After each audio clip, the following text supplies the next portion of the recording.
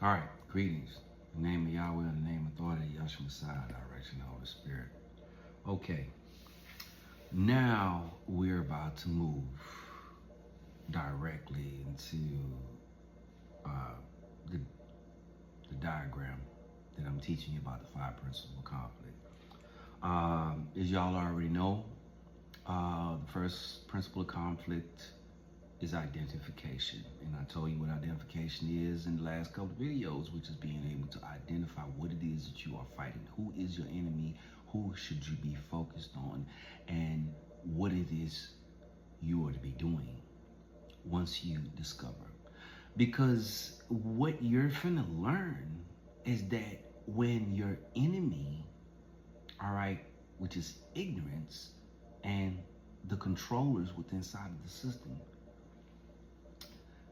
they walk down this 5 point. Now, this is the basic because there is an advanced part, but I'm not going to be able to teach y'all that because I have to give y'all some room to grow.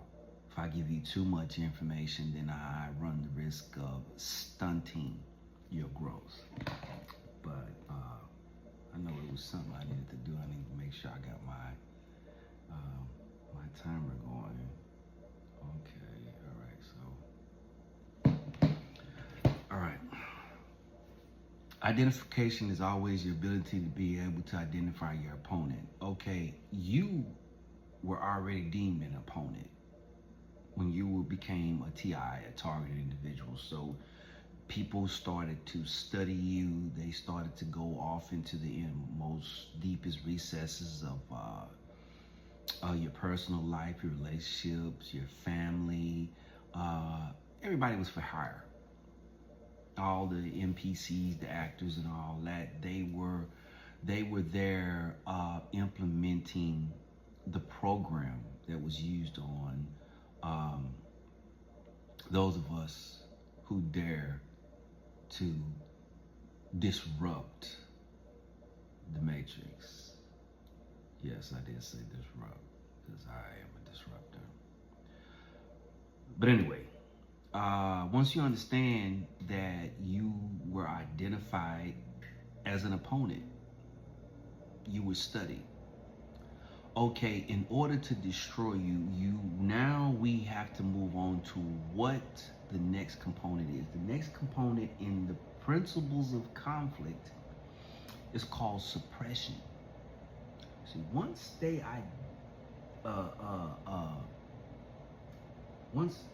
I take that back. Let me rephrase that. I'm jumping the gun. Okay, first principle, all right, because I had to write down notes. It's just part of my study through timelines to see how the five principles of conflict have been used all the way back since the Roman era of 325 AD. Yes, these very five principles of conflict have they've been around since 325 AD. Anno Domini. All right. The second one is going to be isolation. Now, this might sound kind of strange. Some of y'all might even think it sounds a little bit spooky. But we've all felt isolated, haven't we? Yes, I know. Which is, from a psychologist's point of view, is meant to be a form of mind control. But what they haven't really realized is that a lot of us who didn't know who we were or have started to become aware of who we are and what our purpose is, why we came in, why we're on this plane, what our contract pertains to, and what the end goal is for us being here. In Satan's den, once you identify an opponent, you isolate them. You push them away from everything that gives them some ideal point of comfort. Well, guess what? I thrive in isolation. I thrive. I don't like being around a whole bunch of people. So when they thought that isolating me was a setback, it really wasn't. It gave me time to think. It gave me time to focus. It gave me time to put together what I needed to do, to be able to see what my plan was and how I was going to go about executing what I was getting when I, used my divination, and, when I opened myself up for my spirit team to give me an image, a workable concept to use, and for me to sit there and allow it, to move around and take up space so that I could see what it is that I needed to do. You first have to understand the protocols that are used against you before you can ever come to be what they call counteractive. You can't go into the battle within yourself until you understand these 5 protocols that are actually being perpetrated against you. All right, so isolation. Yes, isolation here is defined as isolation occurs in battle when the opponent is denied the ability to gain outside resources and assistance. How many of y'all have felt alienated along this journey and inside of this walk? You felt you didn't know why family and friends were turning and walking away from you and making you feel like you really are insignificant. Because what that was working on is by you not having any assistance, you have nobody to rely on. So then therefore, your isolation becomes discouragement. Well, for those of us that really are spiritualists,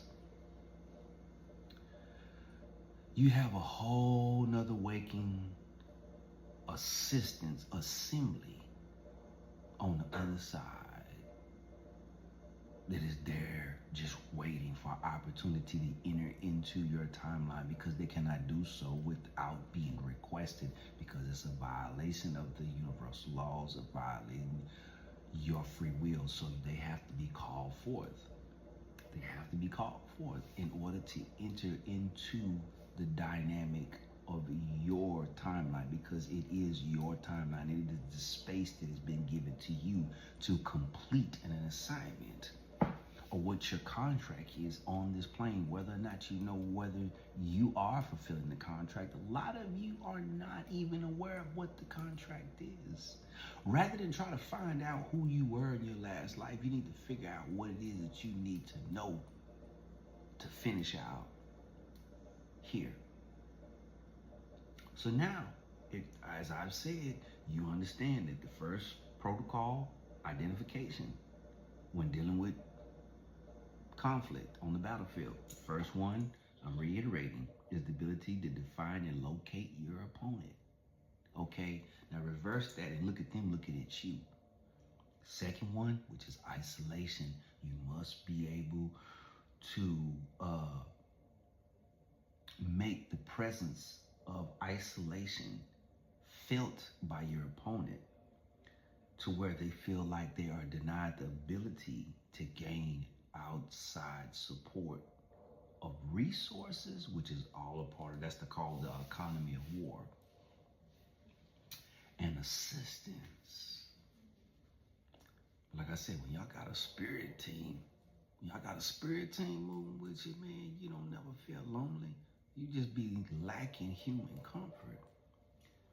So, with understanding that, we have now arrived at the second prong.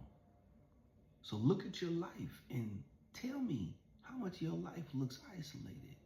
Don't be afraid to use that to empower yourself, because now you're understanding what is being used against you. All right? We're at the second prong. It's finna get good. The next 3, when you get to all 5 of these principles of warfare, what happens with the 5th one is that your enemy is no more. So, in the aspect of the dark night of the soul, even Job was taken through all 5 principles of these principles of conflict. So, by you understanding this is what is being used against you, rather than you cry wolf or ask you why, you need to be asking the Most High, why not me? Why not me? You sent me here because I'm built for it. Why not me? Because then nobody else want to walk this, then nobody else want to walk this path. All right? So now you got 2.